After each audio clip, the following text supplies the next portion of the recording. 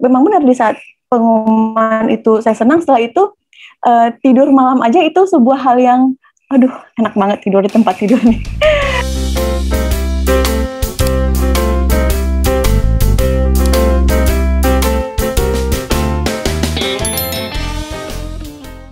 Selamat sore sahabat literasi, salam sehat, salam semangat. Terima kasih untuk tetap stay tune di podcast literasi dan komunikasi.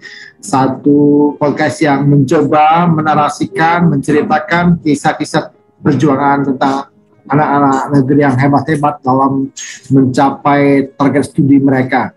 Orang-orang yang tidak bisa dipandang remeh karena mereka melewati berbagai tahap tersulit mungkin dalam hidup mereka ketika studi. Nah, teman-teman ini mencoba menceritakan dari perspektif mereka secara humanis, pengalaman mereka ketika mencari sekolah, kemudian menyelesaikan sekolah, dan mungkin tantangan yang dihadapi. Ya, harapan kita bisa memberikan semacam motivasi kepada sahabat literasi untuk berani bermimpi sekolah tinggi, tapi sekaligus juga mendaratkan mimpi itu. Jadi mimpi nggak dilarang. Dilarang itu ketika Anda bermimpi ya, dan nggak bangun-bangun begitu, nggak bangkit-bangkit.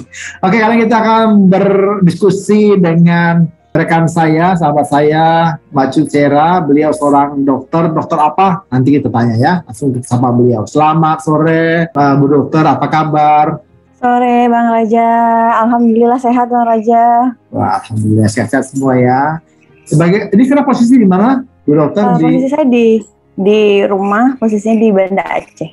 Di Banda Aceh, wow, iya, luar biasa. Ini baratnya Indonesia, begitu ya. Jadi sahabat literasi, mungkin Anda yang berasal dari Banda Aceh, kami harapkan bisa tetap memantau podcast ini, diskusi ini, nanti bisa menanyakan kepada kami pertanyaan-pertanyaan seputar apa yang dialami oleh Bu Dokter begitu ya, terutama ketika beliau nanti berhasil melewati tahapan-tahapan studinya. Silakan sampaikan pertanyaan Anda ke nomor dan juga kami sosial di layar ini, kami akan mencoba merespon sesegera mungkin. Ya, Bu Dokter, boleh dong ceritakan kepada kita dan sahabat literasi. Sebelumnya kan Bu Dokter ini kami dapat kabar baru selesai studi ya, studinya itu apa, di kampus apa, dan apa jurusannya. Monggo. Baik.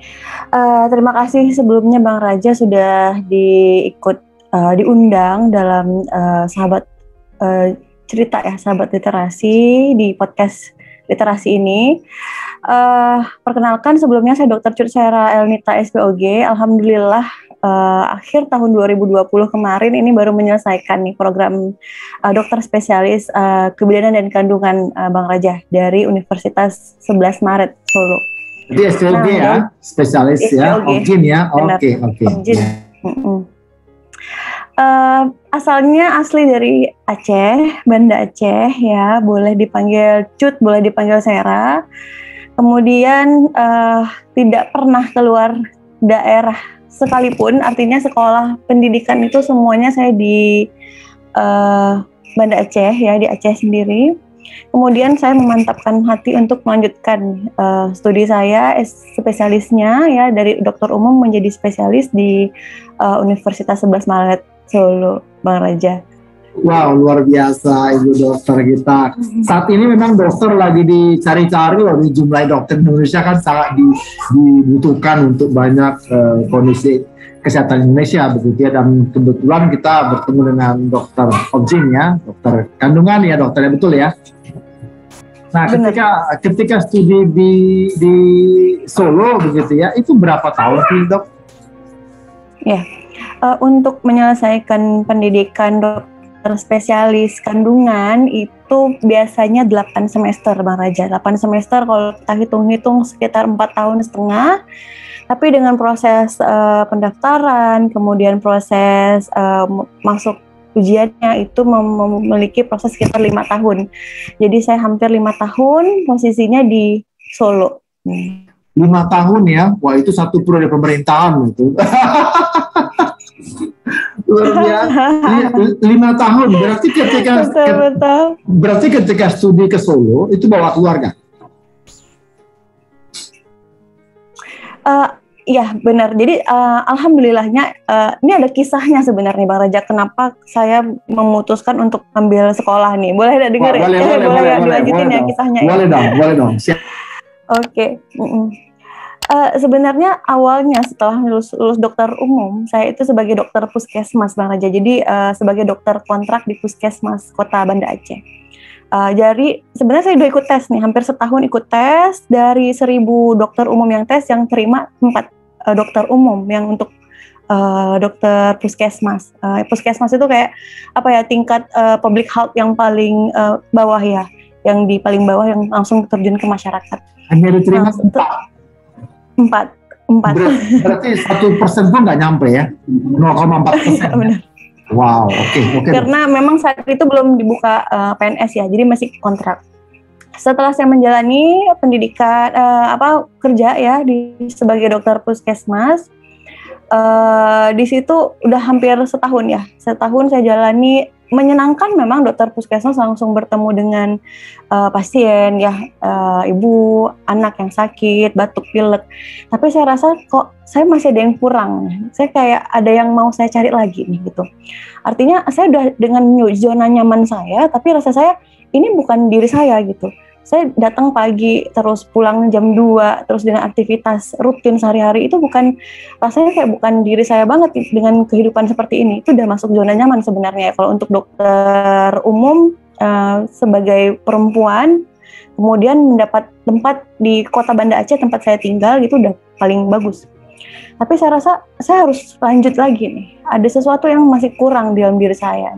Jadi artinya ada pertanyaan, kok terus saya niat untuk sekolah lagi. Kebetulan suami saya juga ngambil sekolah, mau berencana ngambil sekolah spesialis paru di Solo. Suami saya dosen ya di Solo. Terus saya bilang, loh kok pergi sendiri, saya kok nggak ikut ya gitu kan. Coba saya mau ikut gitu. Boleh ikut, tapi kalau masalah kemampuan finansial kita nggak sanggup biaya dua-dua kalau bersama sekolah spesialis.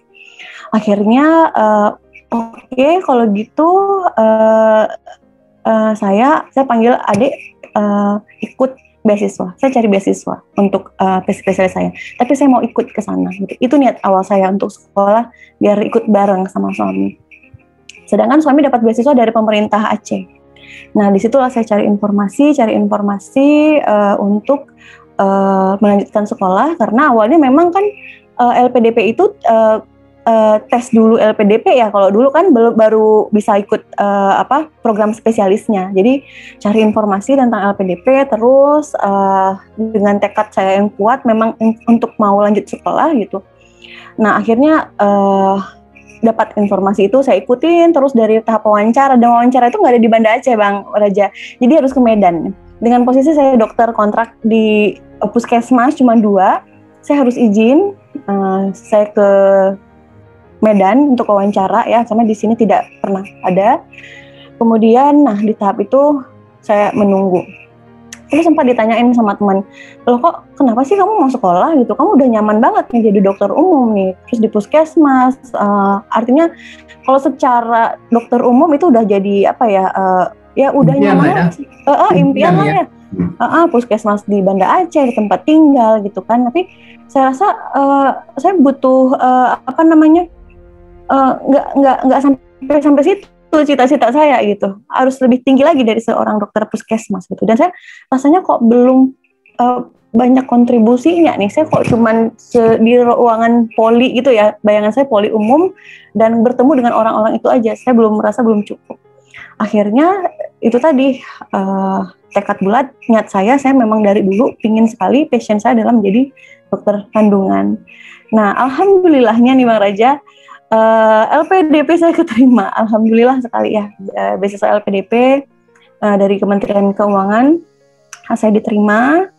Dan itu jadi mulai galau kan nih, gimana nih ninggalin puskesmas. Di saat itu si kepala dinas bilang, kamu yakin mau sekolah? Ini kamu mau pengangkatan loh PNS gitu loh. Jadi gimana ya di saat kita udah mau siap terus digoyang ya, biasa kan ya gitu ya, kalau di saat kita mau ngelompat jauh ada sesuatu aja yang membuat kita jadi ragu.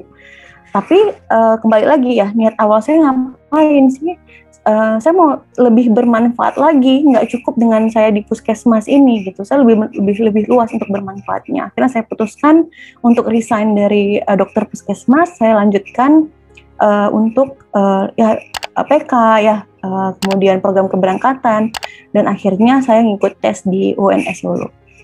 Gitu, wow, luar biasa ya. Jadi di tengah-tengah orang tadi sudah hanya 0,4% yang diterima, kemudian malah resign, mungkin yang lain geleng-geleng kepala, tapi kok saya mah pengen masuk nggak bisa, kok ini masuk keluar gitu ya. Wah, tadi artinya memang karena melihat ada potensi diri yang perlu digali gitu ya, Macet ya. Wah, ini menarik, sahabat literasi. Ini bukan hal yang mudah juga, apalagi ketika sudah berkeluarga, harus memikirkan studi, itu bukan hal yang mudah. Akhirnya bareng-bareng sama suami ya di Solo ya. Benar, alhamdulillahnya ikutin sama-sama, lulus sama-sama, dan kami satu angkatan sama-sama. Oh ya, sudah cakep. Berarti kemarin wisuda dia bareng-bareng sama-sama. Ya, kebetulan duluan saya wisuda. Jadi bulan 12 saya wisuda, kemudian saya nunggu suami sekitar 3 bulan, karena ujian nasional kan nggak samaan ya, antara paru sama objin. Saya duluan bulan 11, suami bulan 1. Jadi saya nunggu bulan 12 sudah wisuda, saya nunggu 3 bulan, suami bulan 2 udah wisuda. Terus bulan 3 kami pulang sama-sama. Wow, gitu. Dan sekarang akhirnya mengabdi di apa? Dia buka sendiri atau kembali ke pemerintah? Kembali ke pemerintah. Oh, ke tempat tadi, ke Banda Aceh? Ke Banda Aceh, tapi saya ngambil ke Aceh besarnya. Jadi kayak kabupaten, tapi tidak jauh dari kota Banda Aceh. Oke, artinya posisi yang sebelumnya ditinggal itu juga memang diisi orang lain ya? Sudah diisi. Oh, karena itu cuma dokter umum ya. Wow, menarik ya. Jadi sama literasi, seorang dokter pertarungannya suami istri dokter gitu, itu kan ya mimpi juga gitu, bisa sekolah bareng, kemudian juga bisa selesainya, ya bisa bilang hampir berbarengan begitu kan. Sekarang kembali mengabdi untuk katakan Banda Aceh begitu ya, provinsi di baratnya Indonesia gitu. Iya, ujung barat Indonesia. Nah, ketika studi itu gimana nih? Apa yang tantangan yang dihadapi nih, Mbak? Ya mungkin Raja juga pernah dengar ya, punya teman dokter yang kalau bahasa kita tuh residensi ya, menjalankan program dokter spesialis itu namanya residensi. Senangnya itu saat diterima aja, ada dapat surat dari rektor bahwa kita lulus, itu aja malam itu tok Bang. Setelah itu langsung ditelepon. Artinya senangnya hanya di situ. Senangnya aja pas saat dibilang keluar surat dari rektor bahwa kita lulus. Nah, itu aja dong senangnya. Habis malamnya itu perintan semua gitu. Ngeri kan? Wow. Gimana ceritanya? Habis itu langsung ditelepon sama senior, suruh hadir saat itu juga. Jadi suruh datengin saat itu juga ke Solo. Mau nggak mau. Jadi dengan kondisi anak masih ada, saya alhamdulillah dua orang putri ya, dikaruniai 2 orang putri. Saat itu masih kecil-kecil, 5 tahun sama 1 tahun setengah. Nah, artinya ya di saat kita memang tekad untuk melanjutkan sekolah, kita harus siap dengan apapun yang akan kita tanggung resikonya ya kan. Nah, salah satunya itu. Artinya saya harus meninggalkan dulu anak-anak karena belum tidak bisa saya bawa dengan kondisi saya masih seorang junior kalau bahasa di residensi ya. Kemudian kami berangkat berdua, anak-anak tinggal dulu di sini, cari tempat kos-kosan dekat rumah sakit ya, karena kan kalau residensi itu tidak artinya kalau kita S3 atau S2 itu kita di kampus, tapi kalau ini kita memang langsung terjun ke pasien, kemudian langsung ke rumah sakit, di situ ada jaga ya. Nah, di situlah terbukanya, artinya gini, memang benar di saat pengumuman itu saya senang, setelah itu tidur malam aja itu sebuah hal yang aduh enak banget tidur di tempat tidur nih. Jadi itu udah nggak pernah lagi. Mewah banget gitu kayaknya. Jadi rasanya kalau cuman tutup mata di kasur, di tikar aja itu udah nikmat sedunia tuh. Jadi karena aktivitas seorang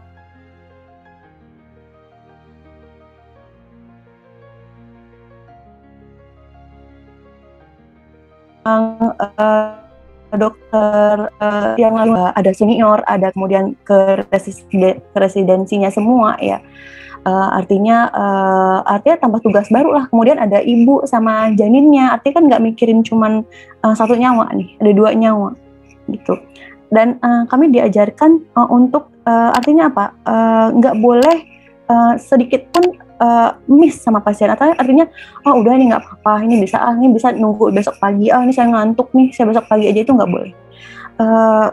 Bagian Opjin itu sendiri mengejar keselamatan pasien kan. Jadi kecepatan, ketelitian, dan nggak fokus itu paling utama. Jadi saat kita miss aja, ini ada pasien datang 5 sekaligus, udah 1-2 kita fokus, pas 3-4 kita udah besok pagi aja deh saya cek ya. Artinya apa? Itu fatal. Pagi-pagi ternyata denyut jantung bayinya nggak ada gitu. Terus ternyata kita nggak periksa pembukaannya, kita tidak USG misalnya, ternyata pasienta previa totalis, artinya perdarahan. Nah gitu, jadi sekali kita menyepelekan sesuatu itu berakibat fatal, atau kita menunda sesuatu aja itu fatal. Itu kita diajarkan untuk siap kapanpun dan mengutamakan kondisi ibu sama si janinnya gitu. Sebab tadi kalau tidur di tikar pun rasanya tuh kayak tidur di surga gitu ya. Luar biasa. Nah, kan sekarang ini Mbak Jut, kan kita lihat nih, Indonesia kan lagi mengalami, bukan Indonesia aja, dunia, tapi kita kan menjadi epicentrum salah satunya kan COVID nih. Ini sekarang gimana nih pelayanan kepada masyarakat, ibu mengandung atau ibu yang akan melahirkan? Apakah memang ada ya, apakah dokter Opjin itu menggunakan APD lengkap? Lalu bagaimana penanganan di tengah-tengah pandemi saat ini? Ya, kalau dari kisah di Solo sendiri ya, waktu saya meninggalkan Solo itu masih masuk ke zona merah kan. Jadi saya meninggalkan Solo, saya zona merah, dan di situ kita masih belum punya protap atau punya suatu protap yang jelas. Ini karena baru kan. COVID itu kasus baru, karena sedangkan kita yang pelajari itu kasus perdarahan, preeklamsia, kemudian diabetes mellitus, penyakit jantung. Tiba-tiba kita datang si COVID ya, semua ada ngeblank ya, terapinya apa, bagaimana, treatmentnya apa, tapi itu pelan-pelan kita pelajari, ilmunya nambah pelan-pelan, terus nambah, kasusnya nambah. Terakhir saya meninggalkan Solo itu dengan zona merah dan kasus ibu hamil paling tinggi, itu contohnya. Dan saat itu Aceh masih zona hijau bang, datang. Kemudian nggak lama, 3 minggu saya di Aceh, orange dan jadi zona merah nih sekarang. Sekarang zona merah. Dan kasus ibu hamil sendiri saat ini yang saya alami sekarang ya.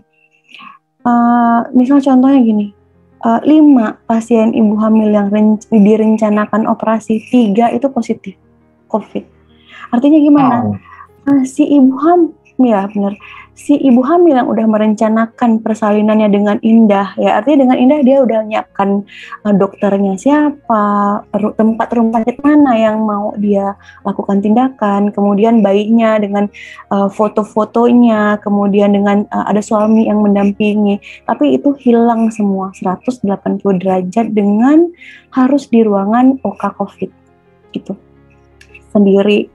Dengan artinya lihat wajah dokternya aja dia nggak bisa lihat kan, senyum dokternya nggak bisa lihat karena kita pakai APD lengkap kondisinya. Kita nggak bisa senyum, dan kondisinya kita sendiri juga dengan APD level 3 dengan pakai segala macam, itu dengan kondisi sesak juga ya, N95-nya tebal, terus bajunya hazmatnya itu udah nggak ada senyum lagi. Nah itu yang kadang-kadang hati saya tuh miris banget ya. Gimana bilangnya ya, itu seharusnya kan sesuatu yang indah ya buat seorang ibu ya, melahirkan, tapi jadi sesuatu yang menyeramkan gitu sih. Jadi itu yang saya sedih saat seorang ibu hamil itu terkena COVID-19 dan tidak ada yang nemanin kayak seperti itu. Nah, kalau dari angka ini ya dok, ketika kan banyak nih angka ibu hamil yang kena COVID, itu maaf nih, itu apakah meningkat angka kematian ibu hamil karena COVID? Atau memang biasa? Oke. Dari beberapa penelitiannya masih dijalankan. Sebenarnya ibu hamil sendiri aja dia udah rentan untuk terkena COVID-19 nih. Seorang ibu hamil beda dengan wanita yang tidak hamil, itu lebih rentan untuk terkena COVID-19. Tapi ibu hamil itu sendiri dia punya penyakit lain, preeklamsia, dia ada diabetes mellitus saat kehamilan, dan dia ada penyakit jantung, dan itu semua memperberat kasus COVID-nya. Artinya di saat dia udah tekanan darah tinggi, di situ dia harus terkena COVID. Nah, saturasinya dengan gambaran foto ronsennya udah, ya kita bilang udah sangat-sangat jelek gitu.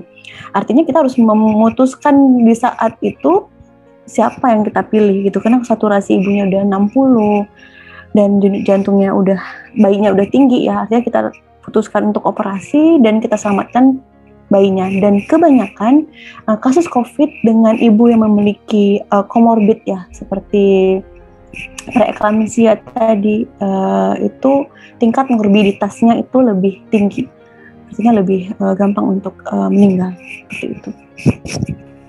Berarti menyedihkan juga ya, banyak bayi lahir kemudian tadi kehilangan ibunya begitu ya. Benar. Berduka ini melihat kenyataan seperti ini, karena ini memang tidak ada yang siap begitu kan menghadapi ini. Hanya memang kalau kita mau jujur ya Mbak, saya melihatnya memang di beberapa negara seperti tetangga gitu, Singapura, mereka sangat sigap ya merespon COVID ini, ya, kemudian meminimalisasi dampak korban jiwa akibat COVID ya.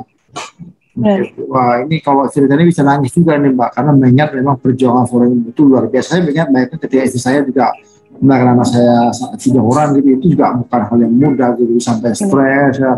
Dan ya pokoknya itu tingkat dewa lah pokoknya Mbak. Bukan hal yang mudah untuk bisa diceritakan, tapi itu sesuatu yang luar biasa ya bagi saya. Itu ibu mereka itu adalah pribadi yang luar biasa, karena dia sedang bukan hanya menyelamatkan dirinya, tapi juga dia sedang memberi kehidupan kepada janinnya begitu ya. Benar. Wah, luar biasa. Ini pengabdiannya dokter luar biasa sih. Tapi sekarang kita berharap ya, kalau di Aceh saat ini masih merah kah atau sudah oranye atau ini masih hijau? Masih merah doakan ya. Mudah-mudahan segera hijau.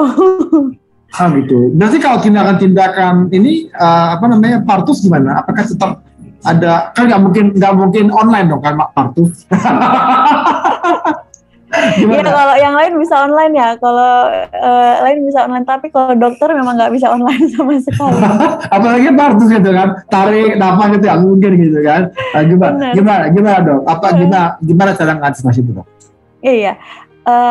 Apalagi partus ya. Contohnya partus atau operasi misalnya.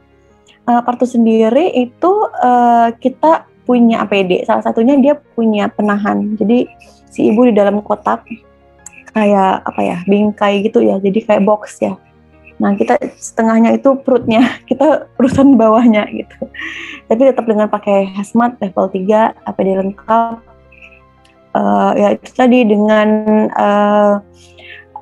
ruangan bertekanan negatif, artinya tidak boleh ada udara lain ya. Artinya bahasa awamnya adalah tidak ada AC ya kan, panas. Nah, dengan baju itu kondisinya panas.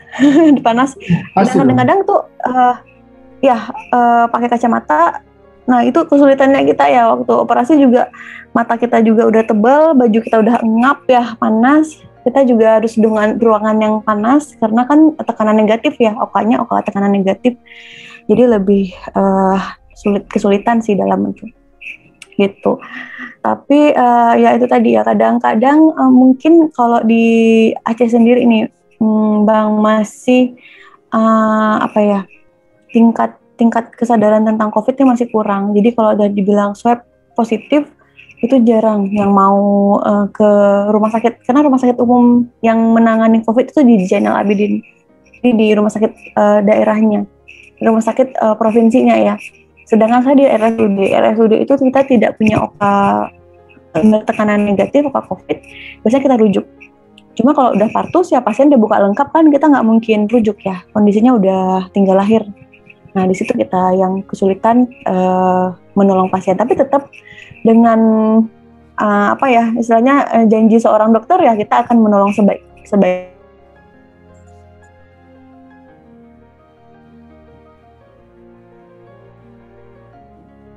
mungkin untuk keselamatan pasien.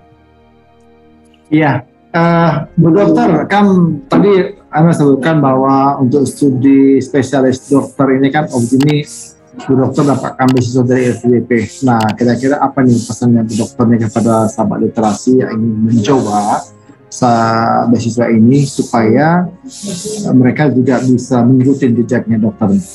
Monggo. Ya, artinya misalnya teman-teman punya mimpi ya, jangan merasa mimpinya itu sulit. Nah, kita punya tekad dan satu lagi takwa yang kuat. Jadi tekad itu berjalan dengan ketakwaan. Kalau kita punya tekad tapi kita nggak tahu mau ngarah kemana nih tujuan kita, itu juga susah. Nah, jadi diiringi dengan ketakwaan kita, kita mau punya satu visi, misinya itu apa? Kita bisa bermanfaat buat orang lain, itu toh ya kan. Kalau bergeser aja tekad itu mungkin akan berubah niatnya. Misalnya, saya mau jadi orang kaya nih, mungkin nggak akan bisa semulus itu ya kalau kita memang mau benar-benar. Dan gapai aja, terus gapai. Kadang pertanyaan yang sering saya dapat udah nggak mungkin lah seorang wanita punya 2 anak bisa ngelanjutin spesialis obgyn lagi yang notabene itu adalah sama spesialis bedah ya, artinya kehidupan rumahnya itu terbengkalai dan lebih mementingkan kehidupan di pasiennya, bangun malam, kemudian jam 3 malam lagi bersama anak-anak, lagi bersama suami, harus pergi ya, meninggalkan itu ya kondisinya, tapi itu nggak apa-apa gitu, itu namanya mimpi kita dan kalau memang kita suka, kita passion akan hal itu akan menyenangkan sekali ngerjainnya. Jadi jangan pernah berpikir kita nggak ada apa-apanya gitu. Kita bisa mampu terus berjuang ya, dan kerjakan sesuatu tuh dengan misalnya gini, saya pingin itu, apa sih step by stepnya saya. Contohnya kalau saya nempel semua tuh syarat pendaftaran tuh saya checklist di dinding tuh. Contoh tekad saya itu saya nempelin semua syarat pendaftaran LPDP itu di dinding kamar. Jadi di dinding kamar tuh penuh, tempel ini checklist ini udah, ini rekomendasi udah. Jadi penuh tuh di dinding kamar, sampai saya sampai heran, itu kok semuanya yang punya syarat LPDP ditempel. Dan saya tempel tujuan saya lulus LPDP itu di kamar. Jadi mohon maaf tuh kamarnya bukan nggak ada hiasan lagi. Jadi hiasannya cuman tulisan saya buat sendiri, target lulus LPDP gitu kan, tanda seru, tata laksana yang mau saya kejar, ketemu ini, kejar ini, wawancara ini, buat tugas dulu masih pakai esai ya Bang ya, tulis esai gitu. Jadi semua saya tulis, belajar untuk persiapan universitasnya juga saya tulis. Jadi kerjakan step by step dan tekad harus disertai dengan niat yang bersungguh-sungguh. Dan artinya gini, saya berharap banget teman-teman yang lain, terutama tadi ya dokter spesialis, kemudian teman-teman yang mengambil S1 menjadi S2 atau S2 menjadi S3, kita itu membangun sebuah menara itu nggak sendirian, jadi bersama-sama. Kita membangun Indonesia yang baik juga nggak sendirian kan, bersama-sama. Kita membuat Indonesia sehat juga nggak bisa cuma saya sendiri. Artinya semua kita akan membangun dalam hal bergotong royong. Nah itu, jadi kita butuh teman-teman semua dengan niat yang tadi untuk terus melanjutkan impiannya, yaitu sekolah lagi. Gitu Bang Raja. Ya, menarik ya. Jadi kita disajikan sekali lagi pengalaman dari seorang dokter obgyn, Dr. Cut Seira, tentang bagaimana beliau mempersiapkan diri ketika akan mendapatkan beasiswa LPDP.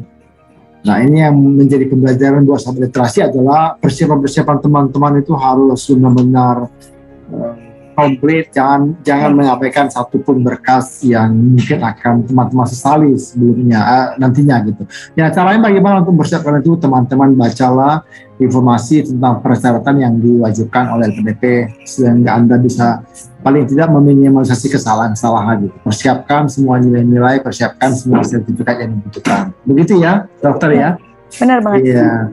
Jadi terima kasih dokter sudah berbagi untuk kita. Harapan kami apa yang dokter sampaikan tadi bisa menjadi berkah bagi teman-teman semua. Salam sehat, salam untuk keluarga. Terima kasih Bang Raja. Iya, sahabat literasi, saya Raja Nabi Tupulu pamit undur, salam sehat.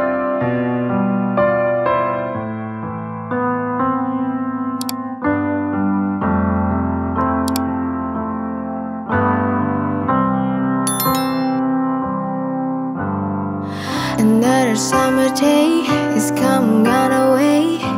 In Paris or Rome, but I wanna go home.